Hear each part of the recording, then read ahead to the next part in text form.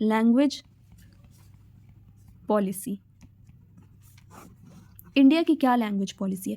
India में किसी भी लैंग्वेज को नेशनल लैंग्वेज का दर्जा नहीं दिया गया, मतलब no national language in India, कि कोई भी नेशनल लैंग्वेज इंडिया में नहीं है।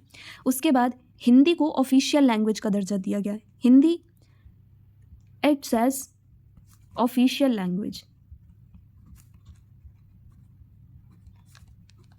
Of India. हिंदी के अलावा हमारे कॉन्स्टिट्यूशन में 21 अदर शेड्यूल्ड लैंग्वेजेस दी गई हैं। There are 21 scheduled languages other than Hindi. Hindi के अलावा भी 21 लैंग्वेजेस हमें दी गई हैं, are specified in the constitution. अब अगर कोई भी कैंडिडेट है, गवर्नमेंट एग्ज़ाम दे रहा है, तो वो इन 22 लैंग्वेजेस में से किसी भी एक लैंग्वेज में अपना पेपर दे सकता है। Candidate has right to opt any language from 22 scheduled languages in constitution for government paper। कि गवर्नमेंट पेपर अगर वो कोई दे रहा है, कोई भी वैकेंसी के लिए पेपर दे रहा है, तो वो इन 20 लैंग्वेजेस में से कोई भी एक लैंग्वेज में पेपर दे सकता है। अब बात करते हैं स्टेट्स की। तो स्टेट्स के पास अपनी खुद की ऑफिशियल लैंग्वेज है। States have their official languages. इसका मतलब क्या है कि जैसे हो गया कि हरियाणा में कौन सी लैंग्वेज बोली जाती है? हरियाणवी। तो हरियाणा की ऑफिशियल लैंग्वेज क्या है? हरियाणवी। तो हर एक स्टेट्स की इस तरह ऑफिशियल लैंग्वेज है अपनी अपनी। इसके अलावा इंग्लिश जो है उसको हमने एक मीडियम ऑफ कम्युनिकेशन की तरह रखा है। क्योंकि जो केरला साइड के लोग हैं उन्हें हिंदी नहीं आती, बट इंग्लिश उन्हें आती है। इसलिए ना हम जो मतलब कि नॉर्थ इंडियन वाले लोग हैं, ना हम केरला की भाषा जो केरला के लोग बोलते हैं, ना हम उसे समझ सकते हैं, ना वो हमारी हिंदी को समझ सकते हैं। तो हम दोनों के बीच में एक कॉमन लैंग्वेज है जो हम इंग्लिश को कहते हैं। तो इंग्लिश को कहा गया कि एक्ट करेगी as a medium of communication in the government work. ये हो गई हमारी लैंग्वेज पॉलिसी। इसके बाद एक और टॉपिक आता है सेंटर स्टेट रिलेशन। इसका मतलब क्या होता है कि काफ़ी समय तक, मतलब कि कॉन्स्टिट्यूशन बनने के बाद भी काफ़ी समय तक सिर्फ एक पार्टी ही सेंटर और स्टेट पे रूल करती थी। इसका एग्जांपल क्या है? कांग्रेस तब के ज़माने में बहुत जानी मानी पार्टी थी और सिर्फ वही स्टेट पे भी रूल करती थी और सेंटर पर भी रूल करती थी। इससे क्या होता था, जो सेंट्रल गवर्नमेंट थी उसके पास ज़्यादा पावर्स नहीं होती थी।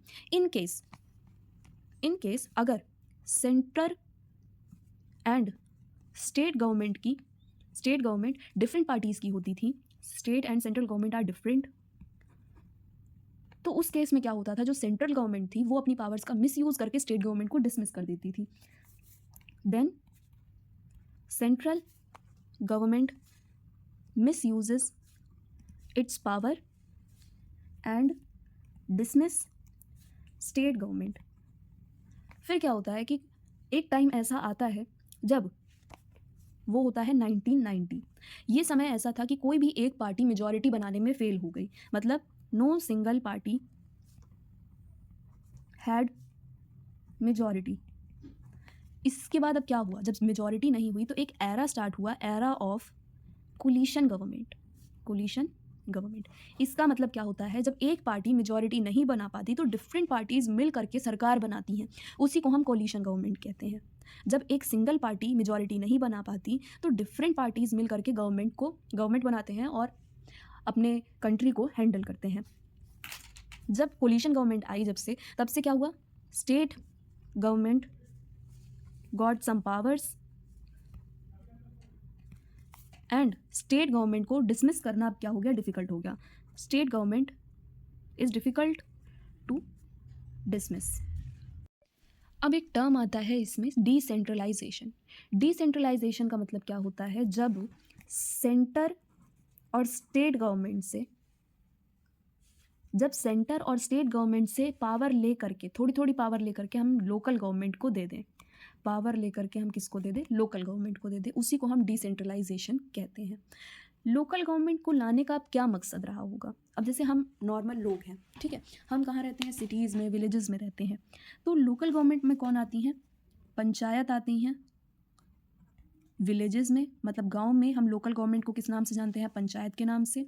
वहीं पे सिटीज़ में लोकल गवर्नमेंट को म्यूनिसिपैलिटीज़ के नाम से जाना जाता है। अब क्या होता है, हमारी कोई भी प्रॉब्लम होती है, अगर हम विलेज में रह रहे हैं, किसी सिटी में रह रहे हैं, अगर हमारी कोई प्रॉब्लम होती है तो हम स्टेट या सेंट्रल गवर्नमेंट के पास तो जाएंगे नहीं, हम किसके पास जाते हैं, लोकल गवर्नमेंट के पास। ये जो लोकल गवर्नमेंट होती है मतलब जो म्यूनिसिपैलिटी है, उनका कोई ना कोई ऑफिस होगा जो हमारे एरिया के आसपास होगा। हर एक एरिया की अपनी अपनी म्यूनिसिपैलिटीज़ बना दी गई हैं। जैसे हमें वार्ड नंबर होते हैं, वार्ड नंबर 18, वार्ड नंबर 19, वहाँ से एक एमएलए जीतता है, हर एक वार्ड से एक एमएलए जीतता है। तो वो जो एमएलए होता है वो म्यूनिसिपैलिटी का ही तो होता है।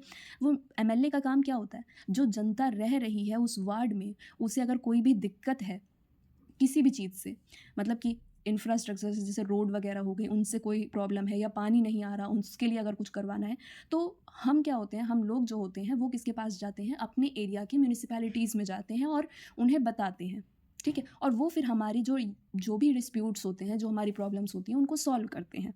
इसलिए लोकल गवर्नमेंट को हम लोकल गवर्नमेंट जो है वो आई कंट्रीज़ में। डिसेंट्रलाइजेशन में कुछ स्टेप्स लिए गए। डिसेंट्रलाइजेशन हुआ कब, 1992 में। कुछ स्टेप्स लिए गए। सबसे पहला स्टेप क्या था कि इनके रेगुलर इलेक्शन होंगे, regular election for local government. फिर सेकंड क्या था, सीट्स को रिजर्व कर दिया गया, seats reserved for SC ST और OBC। इसके अलावा 1/3 सीट्स रिजर्व्ड फॉर वुमेन्स। ये सब हम लोकल गवर्नमेंट की बात कर रहे हैं कि लोकल गवर्नमेंट में ये सब चीज़ें हुई। अब इनके इलेक्शंस करवाएगा कौन, जैसे अगर कोई प्रेसिडेंट का इलेक्शन होता है, प्राइम मिनिस्टर का इलेक्शन होता है, या CM का इलेक्शन होता है, तो वो कौन करवाता है, इलेक्शन कमीशन करवाता है।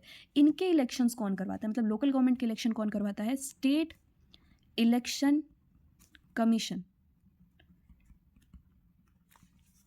स्टेट इलेक्शन कमीशन जो है वो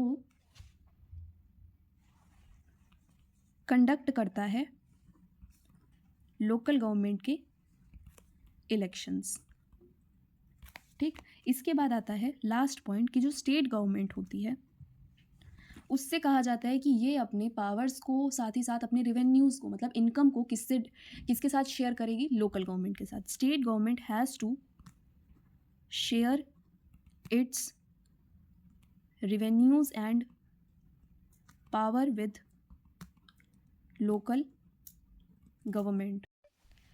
देखो, अब पंचायत राज सिस्टम अगर हम पढ़ें तो ग्राम पंचायत कहाँ होती है, विलेजेस में होती है। मतलब विलेज लेवल पे क्या होती है, ग्राम पंचायत। बहुत सारी ग्राम पंचायत मिलकर के क्या बनाती हैं, एक पंचायत समिति बनाती हैं, जो कि कहाँ पे होती है, ब्लॉक लेवल पे। जैसे हम सुनते हैं A block, B block, C block, तो वहाँ पे उस लेवल पे हम क्या कहते हैं, पंचायत समिति। इसमें बहुत सारी ग्राम पंचायत आती हैं और बहुत सारी पंचायत समिति मिलकर के क्या बनाती हैं, जिला परिषद, जो कि कहाँ होती है, डिस्ट्रिक्ट लेवल पे। इसी तरह म्यूनिसिपैलिटीज़ का भी काम होता है। म्यूनिसिपैलिटीज़ कहाँ काम करती हैं, सिटीज़ में, मतलब अर्बन एरियाज़ में, शहरों में काम करती हैं। इनके हेड को हम क्या कहते हैं, म्यूनिसिपल चेयरमैन कहते हैं, चेयरपर्सन कहते हैं इनके हेड को।